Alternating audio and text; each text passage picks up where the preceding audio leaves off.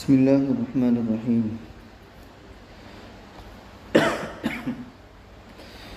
الحمد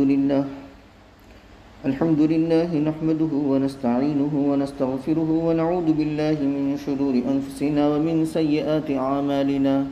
من يهده الله فلا مضل له ومن يضلله فلا هادي له، ونشهد أن لا إله إلا الله وحده لا شريك له، ونشهد أن سيدنا ومولانا محمدا عبده ورسوله صلى الله عليه وعلى آله وأصحابه وبارك وسلم تسليما كثيرا كثيرا. أما بعد، فأعوذ بالله من الشيطان الرجيم. بسم الله الرحمن الرحيم.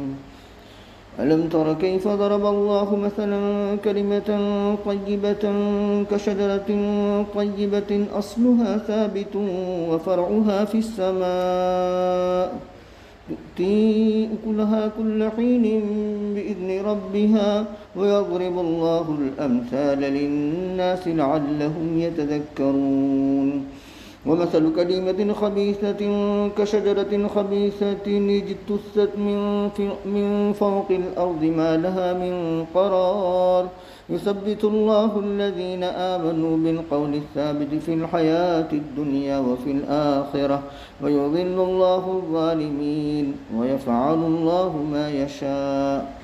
آمنت بالله، صدق الله مولانا العظيم، وصدق رسوله النبي الكريم، ونحن على ذلك لمن الشاهدين والشاكرين، والحمد لله رب العالمين. قابل صد احترام بزرگوں اور عزیز دوستوں اور ریسیور سے سننے والی میری معزز ماں بہنوں، سورۃ ابراہیم کی آیت نمبر 24، 25 اور 26 ہم دیکھتے ہیں آج.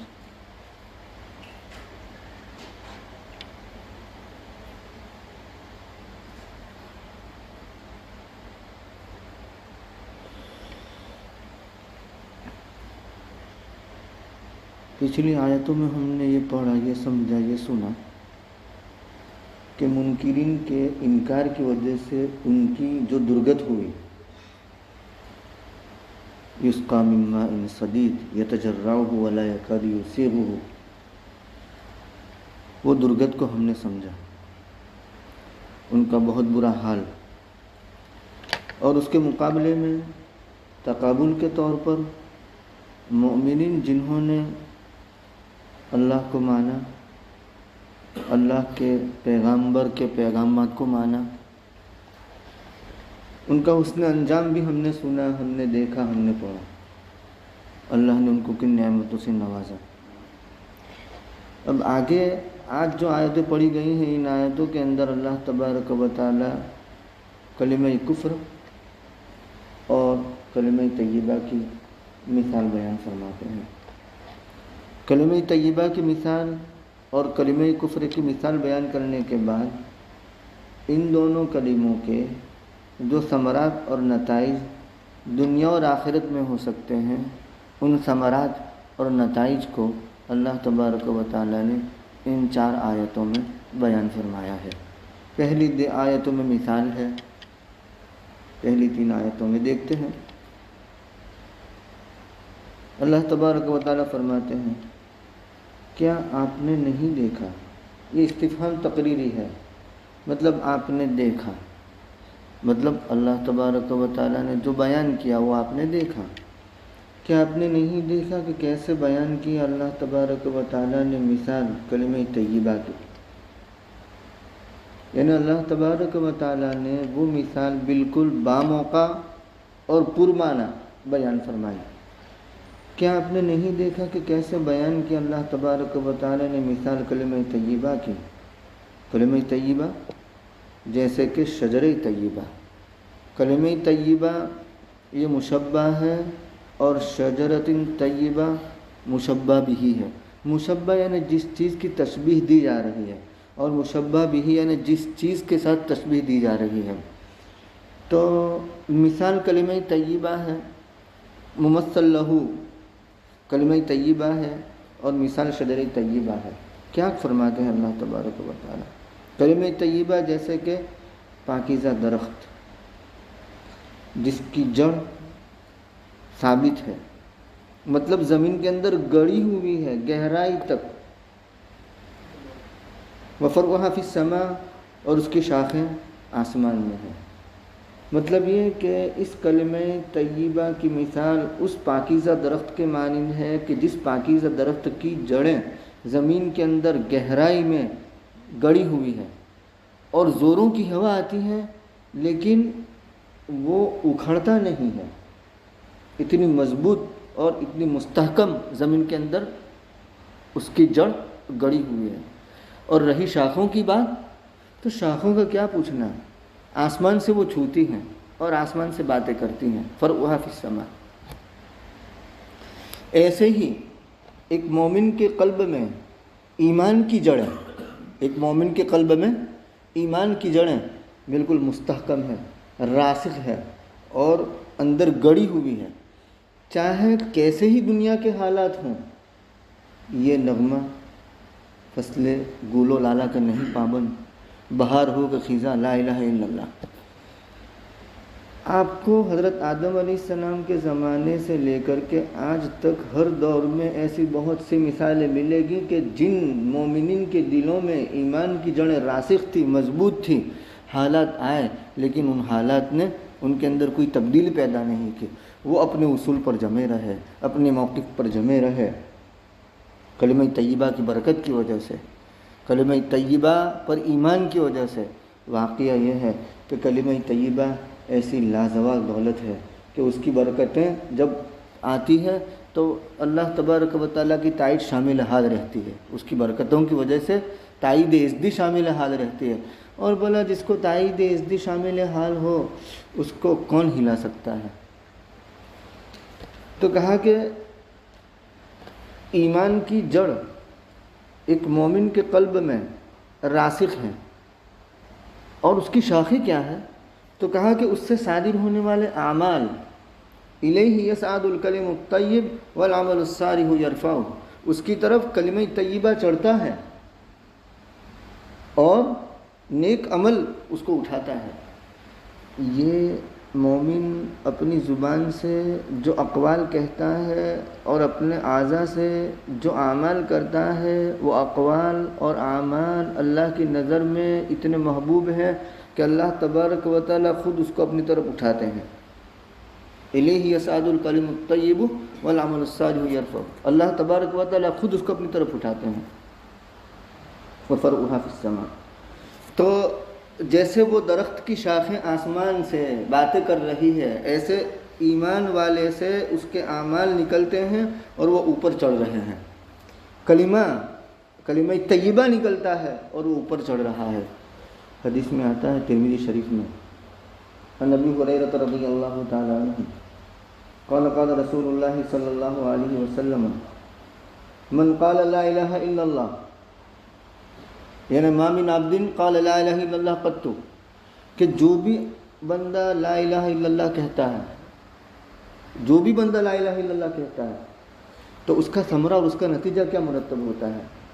رسول اللہ صلی اللہ علیہ وسلم فرماتے ہیں کہ فتحت لہ ابواب السماء حتی تفضی الی العرش، لا الہ الا اللہ کہنے کی وجہ سے آسمان کے دروازے کھول دیے جاتے ہیں یہاں تک کہ وہ کلمہ عرش تک پہنچتا ہے۔ مجتنبت الکبائر، جب تک کہ کبائر سے اجتناب کیا جائے، بڑے بڑے گناہوں سے اجتناب کیا جائے، یہ کلمے کی برکت ہے، سیدھا اوپر عرش تک پہنچتا ہے۔ بخاری شریف میں، مسلم شریف میں روایت آتی ہے، ابو ہریرہ حدیث کے راوی ہیں رضی اللہ تعالیٰ عنہ، نبی کریم صلی اللہ علیہ وسلم نے فرمایا الایمان بدء و سبعون شعبۃ، بدء کہتے ہیں 1 سے لے کر کے 9 تک، 1 سے لے کر کے 3 تک، ایمان کی 70 سے زائد شاخیں ہیں، مطلب 72 بھی ہو سکتی ہے، 79 تک شاخیں ہیں۔ افضلها کلمۃ لا الہ الا اللہ، سب سے اعلیٰ، سب سے افضل، سب سے ارفع شاخ لا الہ الا اللہ ہے۔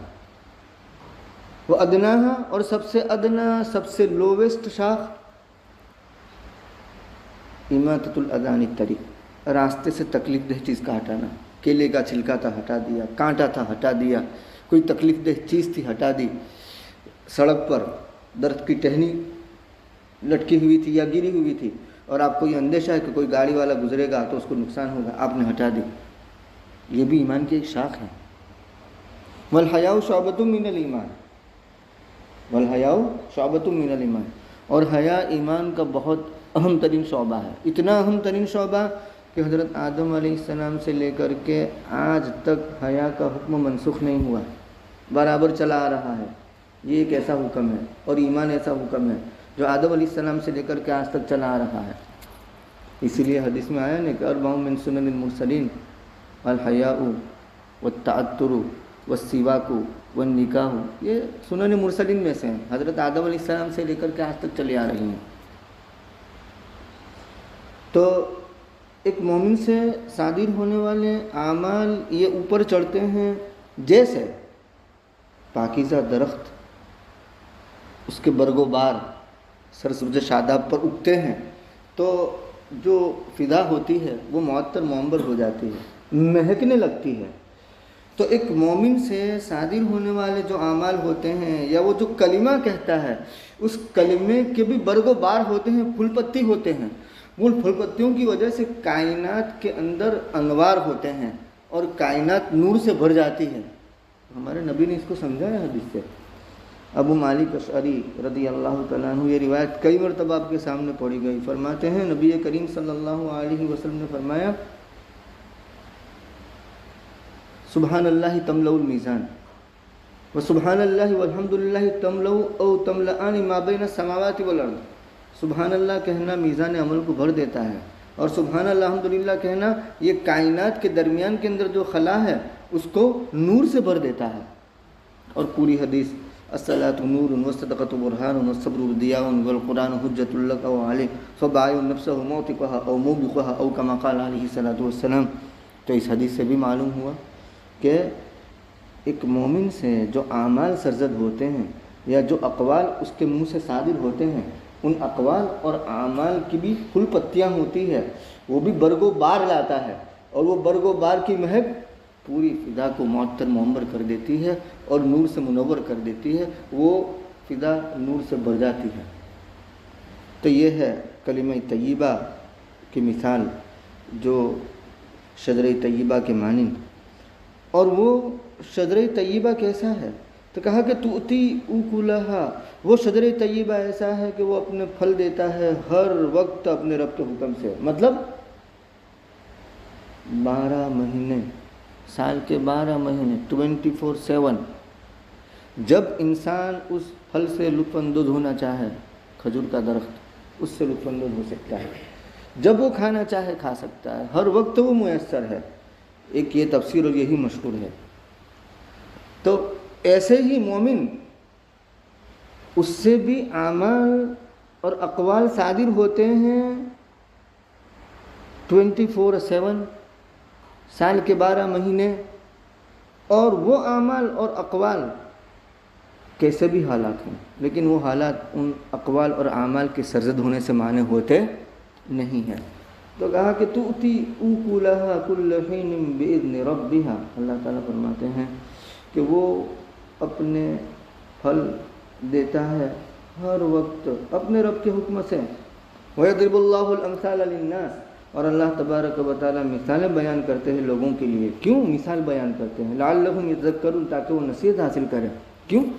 मिसाल से मकसूद वाज़ेह हो जाता है और सूरत जब सामने होती है तो वो सूरत के आईने में बात को समझना आसान हो जाता है। मिसाल जो है ना वो एक मानवी चीज़ को महसूस बना करके हमारे सामने पेश करती है तो बात का समझना आसान हो जाता है। तो अल्लाह ताला फरमाते हैं कि अल्लाह ताला इसी तरह मिसालों को बयान करते हैं लोगों के लिए ताकि लोग नसीहत हासिल करें। वमसलु कलिमतिन खबीसतिन, उसके बरक्स कलिमे खबीसा की मिसाल यानी कलिमे कुफ्र की मिसाल। कशजरतिन खबीसतिन, खबीस दरख्त, गंदा दरख्त, बदबूदार दरख्त, उजतुस्सत मिन फौकिल अर्द, के ज़मीन के ऊपर से उसको उखाड़ लिया जाए। आपने देखा होगा किसान जब अपने खेत में जाते हैं और उसके बाद खुदरव पौधे होते हैं, खुदरव घास होती है, वो खुदरव पौधे اتنے بے وقت ہوتے ہیں کہ کسان کی پہلی نظر میں وہ مکروہ ہو جاتے ہیں، وہ اس کو آسانی سے اکھاڑ کر کے پھینک دیتا ہے، کیونکہ اس کی جڑ اندر مضبوط نہیں ہے، گڑی ہوئی نہیں ہے، معمولی سا ہوا کا جھونکا بھی آئے گا تو وہ اکھڑ جائے گا۔ یہ ہے کلمہ کفر کی مثال۔ ایسے ہی کافروں کے دل میں جو کلمہ کفر ہے اس کا بھی یہی حال ہے۔ فَإِذَا رَكِبُوا فِي الْفُلْكِ دَعَوُا اللَّهَ مُخْلِصِينَ لَهُ الدِّينَ، آج تک وہ پکار رہے تھے غیروں کو، صنم کو، بتوں کو، لیکن جب کشتی بھروں میں پھنستی ہے تو اس وقت وہ جو ان کے قلب میں راسخ تھا، جس کی جڑ مضبوط نہیں تھی، لیکن جیسے ہی کشتی بھروں میں پھنستی ہے وہ رب کو یاد کرتے ہیں اور وہ سارے معبودان باطلہ نسیہ منسیہ ہو جاتے ہیں۔ شاخ نازک پہ جو آشیانہ بنے گا وہ ناپائیدار ہوگا، شاخ نازک پہ جو آشیانہ بنے گا وہ ناپائیدار ہوگا۔ تو یہ تو شاخ نازک پر انہوں نے آشیانہ بنایا ہے، وہ کیسے پائیدار ہو سکتا ہے؟ تو کہتا ہے کہ اجتثت من فوق الارض، اسی کا بیان ہے ما لہا من قرار، اس کو زمین کے اندر قرار نہیں ہوتا، ثبات نہیں ہوتا، بالکل آسانی سے کسان ایک مٹھی سے اٹھا کر کے، بلکہ چھوٹا سا بچہ نابالغ ہے ابھی، وہ بھی اس طریقے سے اکھاڑ دیتا ہے اور پھینک دیتا ہے۔ یہ کلمہ کفر کی مثال ہے۔ یثبت اللہ الذین، اس آیت کے اندر ثمرات کو بیان کیا جا رہا ہے کہ اللہ تبارک و تعالیٰ ثابت قدم رکھتے ہیں ان لوگوں کو جو ایمان لائے قول ثابت کے ذریعہ دنیاوی زندگی میں بھی اور آخرت میں بھی۔ آخرت کو ہم دو حصوں میں تقسیم کر دیتے ہیں، عالم برزخ اور عالم قیامت، اور دنیاوی زندگی ایک تین۔ یہ تینوں عالم کی مثال ہم حدیث کی روشنی میں سمجھ لیتے ہیں کہ کلمہ طیبہ اور اللہ کا نام کیسے بندے کی حفاظت کرتا ہے۔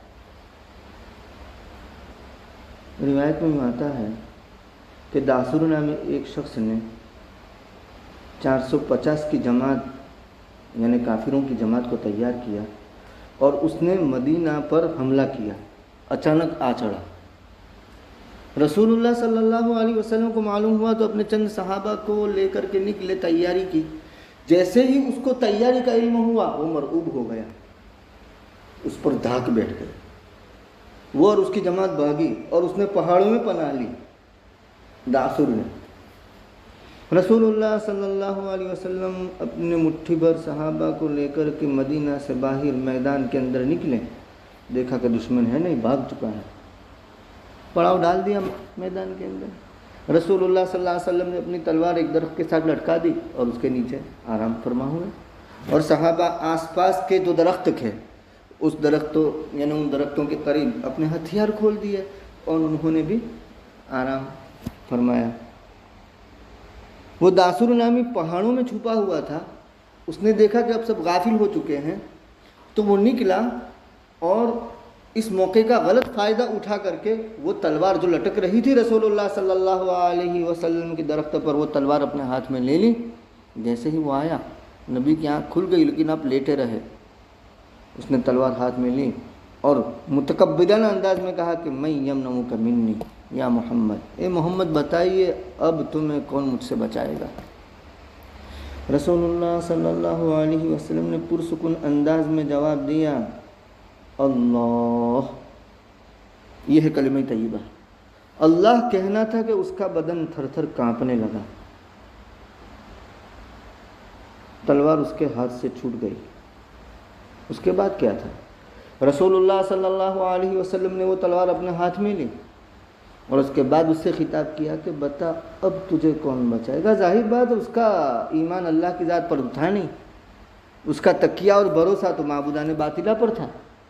چنانچہ اس نے کہا کہ آپ بہترین رحم فرمانے والے ہیں، بہترین کرم فرمانے والے ہیں، کل خیر آخذین، آپ کے رحم و کرم کے علاوہ کوئی مجھے نہیں بچا سکتا۔ بس یہ کہنا تھا کہ رسول اللہ صلی اللہ علیہ وسلم تو رحمت للعالمین تھے، رحمت موجزن ہوئی آپ کے قلب میں، اور اس کے بعد اس کو معاف کر دیا، بدلہ نہیں لیا، چھوڑ دیا۔ کفر کی حمایت میں آیا تھا، اسلام کے لیے مر میٹا، اپنی جان نبی کے حوالے کر دی، اپنا سب کچھ نبی کے حوالے کر دیا، آپ کا عاشق اور گرویدہ ہو گیا۔ یہ کلمہ طیبہ کی مثال دنیاوی زندگی میں اللہ رب العزت ثابت قدم رکھتے ہیں. عالم برزخ کے اندر آخرت کو 2 حصوں میں تقسیم کر دیا، عالم برزخ اور عالم قیامت. عالم برزخ کے اندر کیسے؟ برا ابن عازب رضی اللہ تعالیٰ عنہ کی بڑی مشہور روایت مشکاۃ شریف میں نبی کریم صلی اللہ علیہ وسلم فرماتے ہیں، جہاں اثبات عذاب القبر ہے وہاں یہ روایت ہے، پورے 1-1.5 صفحے کی روایت ہے. تو کہا کہ جب مومن بندہ قبر میں رکھا جاتا ہے 2 فرشتے آتے ہیں. مفتی سعید صاحب پالنپوری غریق رحمت فرماوے رحمۃ اللہ علیہ بڑے آدمی تھے. کیا افہام تفہیم، کیا نرالا انداز. اب تک ہم یہ پڑھتے چلے آ رہے تھے، سنتے چلے آ رہے تھے کہ منکر نکیر منکر نکیر منکر نکیر، لیکن انہوں نے یہ بات لکھی کہ قبر میں منکر نکیر نہیں ہوتے، مبشر بشیر بھی ہوتے ہیں. اللہ اکبر. کہا کہ جب مومن بندہ قبر میں رکھا جاتا ہے تو انہوں نے نوٹ لکھی، حاشیہ لکھا کہ یہ منکر نکیر نہیں، یہ مبشر بشیر. مومن کے پاس جاتے ہیں وہ مبشر بشیر ہوتے ہیں. تو آتے ہیں وہ دونوں فرشتے، پوچھتے ہیں ما ربک، من ربک؟ ربی اللہ. ما دینک؟ دینی الاسلام. اچھا تمہارے اندر جو ذات مبعوث ہوئی اس کے بارے میں تمہارا کیا خیال ہے؟ تو وہ بندہ کہتا ہے کہ وہ اللہ کے سچے رسول ہیں، ہمارا ایمان ہے. فرشتہ پوچھتے ہیں کہ یہ کیسے تم نے جانا؟ تو کہا کہ قرأت کتاب اللہ وآمنت بہ وصدقت، میں نے اللہ کی کتاب پڑھی اور اس پر ایمان لایا اور اس کی تصدیق کی. اس کے بعد نبی کریم صلی اللہ علیہ وسلم نے فرمایا کہ آسمان سے ندا آتی ہے کہ صدق عبدی، صدق عبدی، میرے بندے نے سچ کہا. اور کہا جاتا ہے افرشی لہو فرشن من الجنہ، جنت کا فرش بچھاؤ. البسو لباس من جنہ، جنت کا لباس اس کو پہنا دو. اور جنت کا دروازہ اس کے لیے کھول دیا جائے تاکہ وہاں کی خوشبوئیں اور وہاں کی مہک آتی رہے اور اس سے وہ لطف اندوز ہوتا رہے. اور قبر تا حد نگاہ وسیع کر دی جاتی ہے. یہ کلمہ طیبہ کی برکت عالم برزخ میں. اس کے برعکس جب فاجر رکھا جاتا ہے قبر کے اندر تو وہاں منکر نکیر آتے ہیں. کافر رکھا جاتا ہے تو منکر نکیر آتے ہیں. پوچھتے ہیں فرشتے کہ تمہارا رب کون؟ ہا لا ادری، میں نہیں جانتا. تمہارا دین کیا؟ ہا لا ادری، نہیں جانتا. جو ذات تم میں مبعوث ہوئی اس کے بارے میں تمہارا کیا خیال ہے؟ کہتا ہے ہا لا ادری، میں نہیں جانتا. اوپر سے ندا آتی ہے کہ کذب، جھوٹ بول رہا ہے. وہ جانتا ہے لیکن زندگی بھر تو انکار کرتا رہا، تو وہ کس منہ سے یہاں اقرار کر سکتا ہے؟ اس کے بعد کہا جاتا ہے کہ اس کو آگ کا لباس پہناؤ، آگ کا فرش بچھاؤ اور جہنم کا دروازہ کھول دو اس کے لیے تاکہ وہاں کی لپٹیں آتی رہے، وہاں کی بدبو آتی رہے. اور قبر اس کے لیے ایسی تنگ کر دی جاتی ہے کہ آپ نے تشبیہ دی، تشبیہ کے ذریعہ، کہ جیسے ایک ہاتھ کی انگلیاں دوسرے ہاتھ میں گھس جاتی ہے، ایسے ایک طرف کی پسلیاں دوسری طرف کی پسلیوں میں گھس جاتی ہے. اس طرح قبر تنگ ہو جاتی ہے. اور اس کے بعد ایک فرشتہ مسلط کیا جاتا ہے جو نہ سنتا ہے نہ دیکھتا ہے اور بڑا لٹ ہوتا ہے اس کے ہاتھ میں، منگیر ہوتی ہے، بڑا گرجو ہوتا ہے، ہتھوڑا ہوتا ہے. اور وہ ہتھوڑا ایسا ہوتا ہے کہ اگر وہ فرشتہ وہ ہتھوڑے کو کسی پہاڑ پر مار دے تو پہاڑ ریزہ ریزہ ہو جائے. وہ ہتھوڑے سے وہ کافر کو مارا جاتا ہے، کافر ختم ہو جاتا ہے، اس کے بعد روح لوٹائی جاتی ہے اور یہی عذاب اس کے ساتھ ہوتا رہتا ہے. کافر جب ہتھوڑا مارتا ہے تو اس کی چیخیں نکل جاتی ہیں اور وہ چیخیں دنیا کے اندر انسان اور جن کے علاوہ ساری مخلوقات سنتی ہیں سوائے جن اور انس کے. اور اس میں بھی بڑی حکمتیں ہیں. اگر انسان سن لے تو اس کا جینا دوبر ہو جائے. اس دنیا کے اندر وہ کھا نہیں سکتا، پی نہیں سکتا. اللہ کو یہ نظام کائنات چلانا ہے ایک محدود زمانے تک. اس لیے جن اور انس کے علاوہ ساری مخلوق اس چیخ کو، اس کی پکار کو سنتی ہے، اس کی چیخوں کو سنتی ہے. اللہ ہم سب کی حفاظت فرمائے. یہ عالم برزخ میں کلمہ کفر کا وبال، وہ عالم برزخ میں کلمہ طیبہ کا نتیجہ، کلمہ طیبہ کا ثمرہ۔ اب آئیے عالم قیامت میں، ابو سعید خدری رضی اللہ تعالیٰ عنہ فرماتے ہیں کہ میں نے نبی کریم صلی اللہ علیہ وسلم سے پوچھا یوم یقوم الناس لرب العالمین، یاد کرو اس دن کو جس دن لوگ رب العالمین کے سامنے کھڑے ہو گئے۔ تو ابو سعید خدری نے پوچھا یا رسول اللہ صلی اللہ علیہ وسلم مقدارہ 50,000 سنہ، 50,000 سال کے برابر ایک دن کی مقدار ہے، تو وہ کیسے کھڑا رہے گا رب کے سامنے؟ نبی کریم صلی اللہ علیہ وسلم نے فرمایا گھبراؤ نہیں، مومنین کے حق میں تو فرض نماز کے بقدر وہ دن کر دیا جائے گا، کلمے کی دولت، اللہ پر ایمان کی دولت، کلمہ طیبہ کی بدولت۔ اور کافر کے لیے وہ دن 50,000 سال کے برابر ہوگا کلمہ کفر کی نحوست۔ اللہ ہم سب کی حفاظت فرمائے۔ تو یہ 3 مثالیں ہو گئیں۔ اب ذرا بالقول ثابت فی الحیات دنیا پر چند مثالیں ہم لے لیتے ہیں۔ سب سے پہلے علامہ کاسانی کو میں لوں گا۔ ہم طلباء کو یاد رکھنا چاہیے کہ علاء الدین لقب ہے، ابو بکر ابن مسعود نام ہے، صاحب بدائع الصنائع فی ترتیب الشرائع۔ علامہ کاسانی پہنچے اپنے استاد محمد ابن احمد سمرقندی کی خدمت میں، ان سے زانو تلمذ طے کیا۔ محمد ابن احمد سمرقندی کی کتاب تحفۃ الفقہاء، کیا نام؟ تحفۃ الفقہاء، وہ پڑھی ان سے۔ تحفۃ الفقہاء کی شرح کی علامہ کاسانی رحمۃ اللہ علیہ نے، ان کا لقب بھی علاء الدین اور ان کا لقب بھی علاء الدین، لیکن علامہ کاسانی کو ملک العلماء کہا جاتا تھا۔ کیوں؟ اس وقت جتنے بھی معاصرین علماء تھے ان تمام میں تفقہ اور حدیث کے اعتبار سے سب سے لائق اور فائد تھے، تو ان کا لقب کیا تھا؟ ملک العلماء، علماء کے بادشاہ، علماء کے سلطان، علماء کے کنگ۔ تحفۃ الفقہاء پڑھی اور اس کے بعد شرح لکھی، کس نے؟ علاء الدین ابو بکر ابن مسعود علامہ کاسانی نے تحفۃ الفقہاء کی، جو کس کی ہے؟ محمد ابن احمد سمرقندی کی، جن کا لقب بھی علاء الدین۔ اور وہ کتاب پھر نام ہوا اس کا کتاب بدائع الصنائع فی ترتیب الشرائع۔ یہ شرح ہے کس کی؟ تحفۃ الفقہاء کی۔ جب لکھنے سے فارغ ہوئے، لکھی جا چکی، اپنے استاد کی خدمت میں آئے، دیکھ کر طبیعت ان کی باغ باغ ہو گئی، آشش ہو گئی،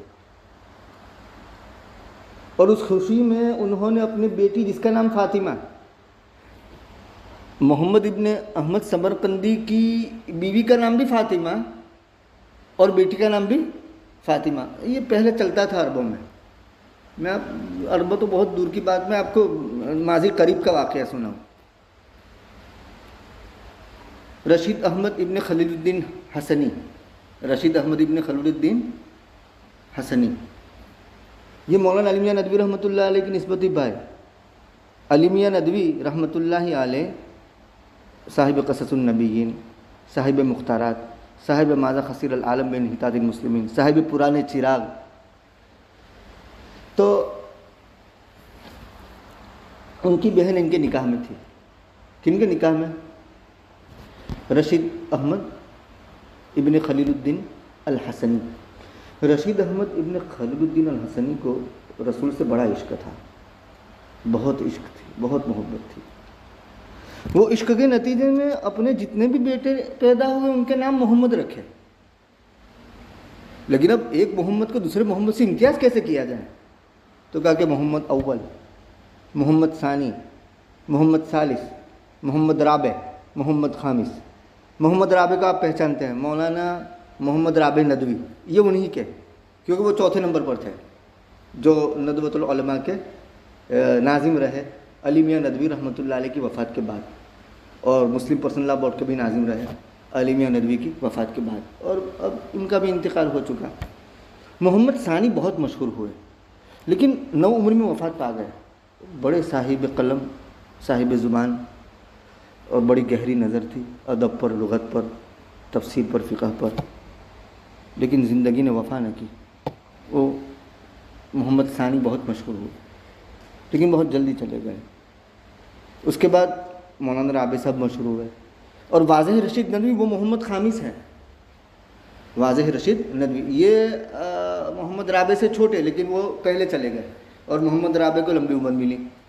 تو میں یہ عرض کرنا چاہتا ہوں کہ دیکھو، انہوں نے اپنے سارے بیٹوں کے نام کیا رکھے؟ محمد، امتیاز کے لیے کہ محمد اول، محمد ثانی، محمد ثالث، محمد رابع، محمد خامس۔ واضح رشید ندوی جو ہے وہ محمد خامس ہے، لیکن وہ اس سے زیادہ مشہور نہیں ہوئے، وہ واضح رشید ندوی سے مشہور ہوئے۔ تو بہرکیف میں یہ عرض کر رہا تھا کہ محمد ابن احمد سمرقندی کی بیوی کا نام بھی فاطمہ، ان کی بیوی کا پہلے انتقال ہوا تھا۔ بیوی سے محبت کا یہ عالم تھا، جو اللہ والے ہوتے ہیں وہ زن مرید ہوتے ہیں، اور ان کی بیویاں 1.5 قسم ہوتی ہیں۔ جب انتقال ہوا تو ہر جمعرات کے دن ان کی قبر پر جاتے تھے۔ بہت کم شوہر ایسے ہوتے ہیں جو بیوی کو یاد رکھتے ہیں۔ رسول اللہ صلی اللہ علیہ وسلم کی ذات تو بہت بڑی ہے۔ خدیجہ کو اتنا یاد رکھتے تھے کہ خدیجہ کی رخصت ہونے کے بعد دنیا سے ذبح کرتے گوشت، تو گوشت تقسیم کرتے خدیجہ کی سہیلیوں کے درمیان، اور کبھی خدیجہ کا تذکرہ کرتے عائشہ کے سامنے، تو عائشہ مارے ناز کے یوں کہتی کہ ایک بوڑھی جس کے منہ میں دانت بھی نہیں تھے، آپ اس کا تذکرہ کرتے رہتے ہیں ہر وقت، اور اللہ نے آپ کو اس کے بدل میں اتنی یعنی نوجوان خوبصورت لڑکی دے دی ہے، عورت دے دی ہے۔ تو نبی فرماتا کانت قضا کانت قضا وکانت لی ولد منہا، ارے وہ ایسی تھی، وہ ویسی تھی، اور میری اولاد بھی تو ان سے ہے۔ جس بیوی سے اولاد ہوتی ہے اس سے طبعی طور پر، فطری طور پر محبت زیادہ ہوتی ہے۔ تو اس محبت کا ظہور کیا تھا؟ حسن وفا کیا تھا؟ وفاداری کیا تھی؟ تو کہا کہ خدیجہ کی وفات کے بعد رسول اللہ صلی اللہ علیہ وسلم بکری ذبح کرتے اور اس کے پیس کرتے اور خدیجہ کی سہیلیوں کو بھیجتے۔ میں عرض کر رہا تھا کہ محمد ابن احمد سمرقندی ہر جمعرات کو ان کی بیگم صاحبہ کی قبر پر جاتے۔ اب ان کی بیٹی جو فاطمہ تھی، شکیلہ، عاقلہ، فقیہہ اور حافظ تحفۃ الفقہاء، تحفۃ الفقہاء کی حافظہ تھی۔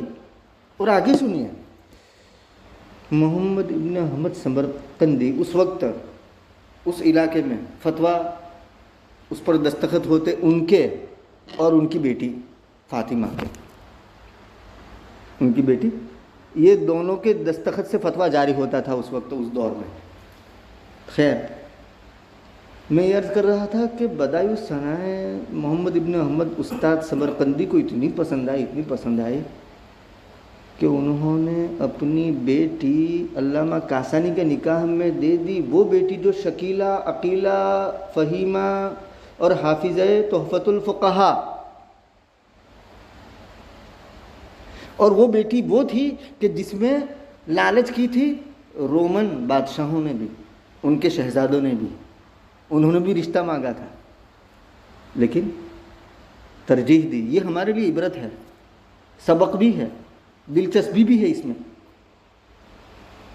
محمد ابن احمد سمرقندی نے علم کو ترجیح دی، اپنے تلمیذ ارشد کو اس تحفہ کی شرح کے بدلے میں وہ جو بدائع ہے نا اس کو مہر قرار دیا اور بیٹی نکاح میں دے دی۔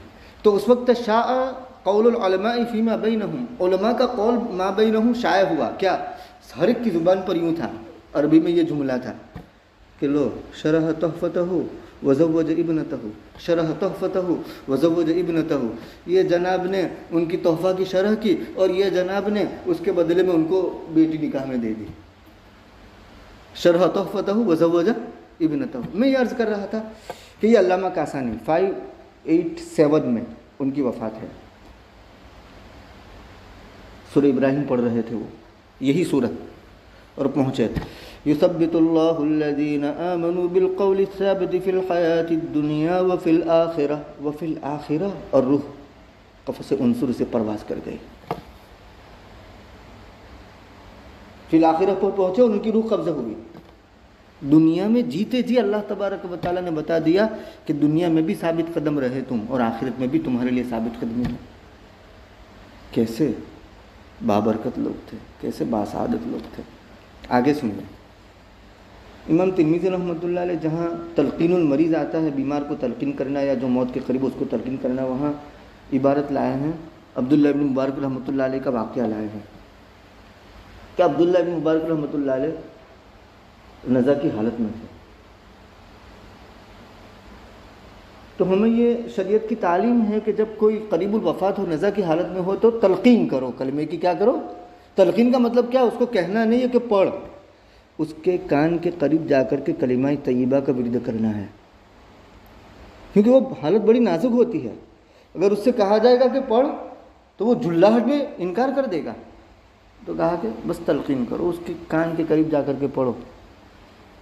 تو ایک قریب میں جو ساتھی تھے انہوں نے تلقین کی، لا الہ الا اللہ لا الہ الا اللہ. عبداللہ ابن مبارک نزع کی حالت میں جیسے ہی تلقین کی تو زور سے پڑھا، لا الہ الا اللہ محمد رسول اللہ.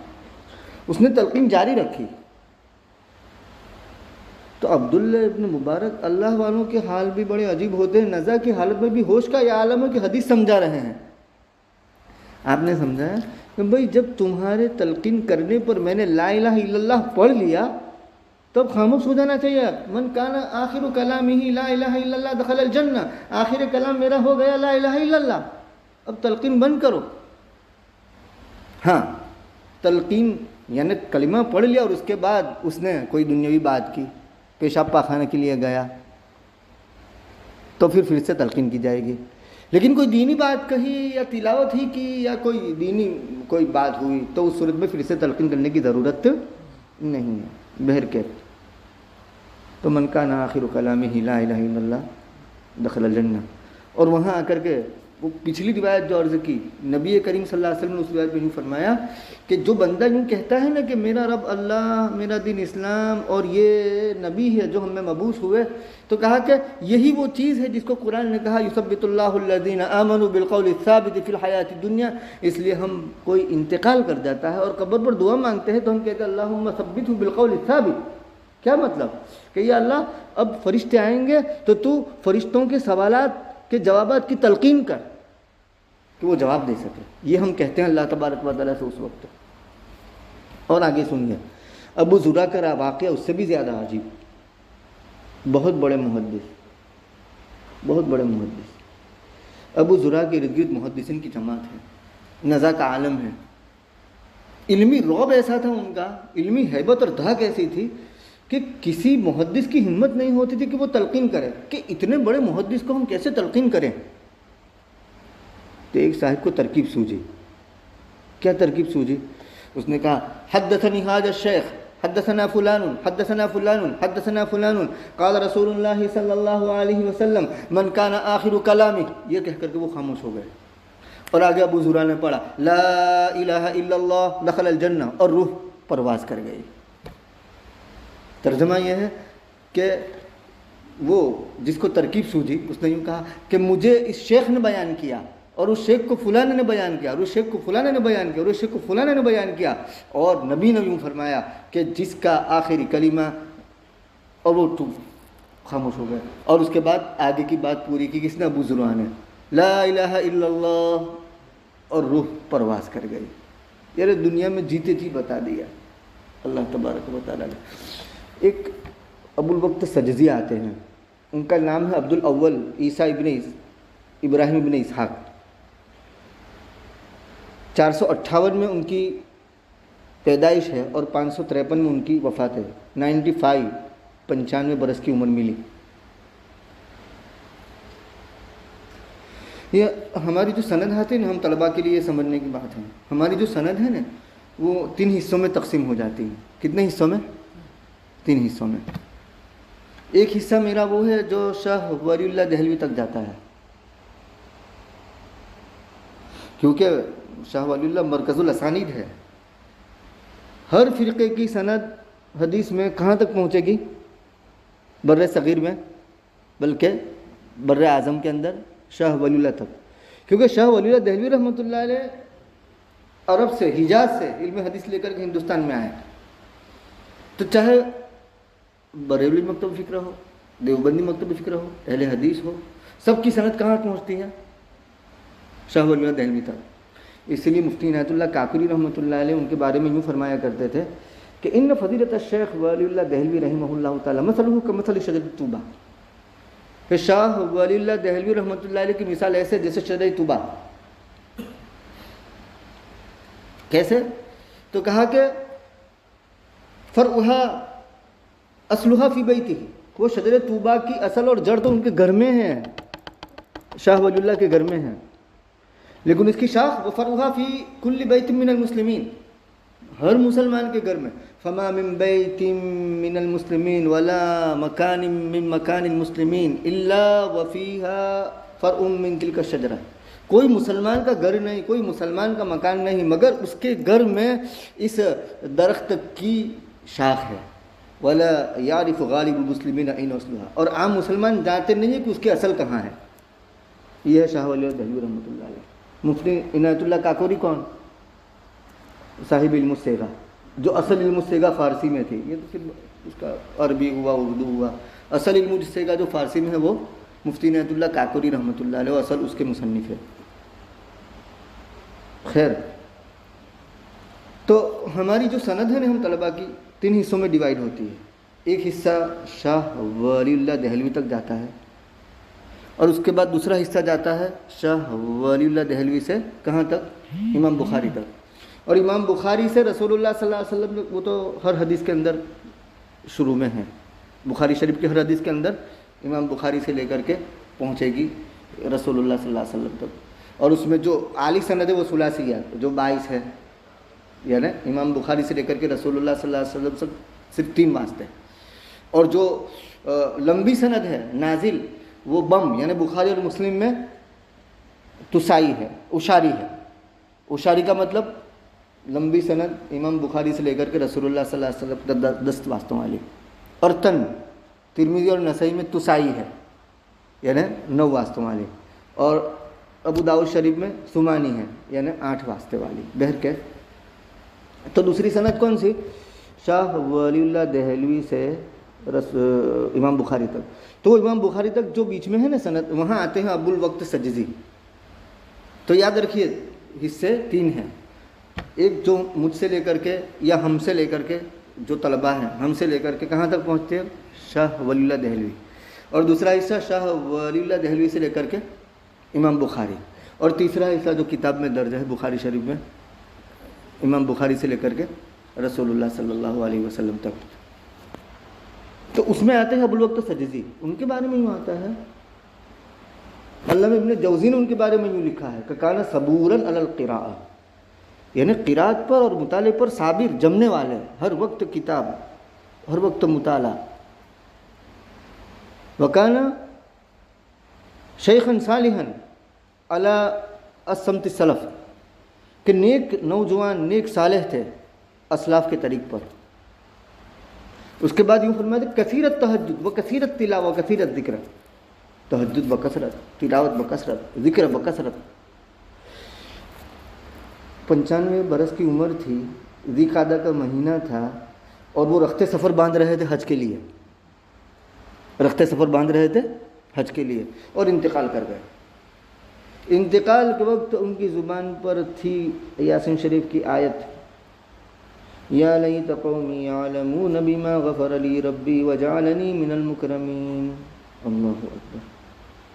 یا لیت قومی یعلمون، کاش کہ میری قوم جان لیتی کہ میرے رب نے مجھے بخش دیا اور مجھے معزز لوگوں میں شامل کر دیا، میں نے دنیا میں بتا دیا. کلمہ طیبہ کی برکت کو اللہ تبارک و تعالیٰ لے. اور آخری بات، علی میاں ندوی رحمۃ اللہ علیہ،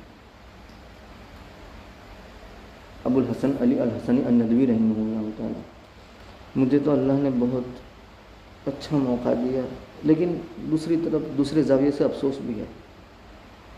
اچھا موقع اس معنی کر دیا کہ قیام ہندوستان کے زمانے میں جس ادارے میں پڑھا رہا تھا، جامعہ جمبو سے، وہاں 3 دن قیام رہا ان کا، اور خدمت کا موقع مجھے ملا. یعنی انتظامیہ نے منتخب کیا تھا ان کی خدمت کے لیے مجھے، اور سپاس نامہ بھی اس وقت پڑھا گیا تھا عربی میں. تو پہلی رات یا دوسری رات انہوں نے کہا کہ آپ یہاں کیا پڑھاتے ہو؟ تو میں نے جو کتابیں متعلقہ تھی وہ کہی. کہا کہ آپ صرف 6 مہینے میرے پاس آ جاؤ. کتنے مہینے؟ 6 مہینے. میری بدقسمتی، یہ افسوس جب تک میرے دم میں دم رہے گا اور سانس رہے گا یہ دھلنے والا نہیں ہے، یہ حسرت دھلنے والی نہیں، یہ افسوس جانے والا نہیں ہے. میں بدقسمت، مجھے جانا چاہیے تھا، چلے جانا چاہیے تھا سب چھوڑ چھاڑ کر کے، لیکن میں نئی شادی ہوئی تھی، چھوٹا بچہ تھا اور دوسرے سارے امور تھے، تو میری ہمت نہیں ہوئی اور میں نہیں گیا. آج جب یاد آتا ہے، اس کے 1 سال کے بعد وفات پا گئے، آج جب یاد آتا ہے تو اندر سے میں روتا ہوں کہ تو کیوں نہیں گیا، او بدقسمت، او محروم. تو جاتا تو کچھ رنگ کچھ اور ہوتا، پتہ نہیں کیا رنگ ہوتا. بس اب دعا ہی کر سکتے ہیں کہ یا اللہ، کیونکہ ہمارا یہ ماننا ہے کہ اللہ والوں کے تصرفات قبر میں جانے کے بعد بھی جاری رہتے ہیں. دعا ہی کر سکتے کہ یا اللہ وہ جو کچھ دینا چاہتے تھے تو آج بھی دینے پر قادر ہے، تو وہ تصرف کو جاری فرما اور تو منتقل فرما دے. میں اللہ سے یہ کہتا ہوں. خیر، میں یہ عرض کر رہا تھا، علی میاں ندوی رحمۃ اللہ علیہ، جمعہ کا دن ان کی وفات کے بعد جب ان کی سوانح آئی تعمیر حیات کے اندر، ابھی تک وہ تعمیر حیات والا رسالہ میرے پاس ہوگا. شروع میں جب میں اس ملک میں آیا نا تو البلاغ بھی آتا تھا، البینات بھی منگواتا تھا، الفاروق بھی منگواتا تھا، تعمیر حیات بھی آتا تھا. اس کے بعد رفتہ رفتہ ٹھنڈے ملک نے ٹھنڈا کر دیا. تو بہرکیف وہ تعمیر حیات میں ان کی سوانح حیات آئی تھی، اس میں لکھا تھا روزانہ 11 مرتبہ یاسین شریف پڑھتے تھے. کتنی مرتبہ؟ ہمیں 1 مرتبہ پڑھتے ہوئے طبیعت پر زور پڑتا ہے، اور وہ کتنی مرتبہ پڑھتے تھے؟ سنیے، وفات کا وقت، جمعہ کا دن، سورہ کہف سے فارغ ہوئے، یاسین شریف پڑھنا شروع کیا. جمعہ سے پہلے نہا دھو کر کے، خط وغیرہ بنا کر کے، صاف صفائی کر کر کے پڑھنے بیٹھے تھے، اور پہنچے فَبَشِّرْهُ بِمَغْفِرَةٍ وَأَجْرٍ كَرِيمٍ، اور روح پرواز کر گئی.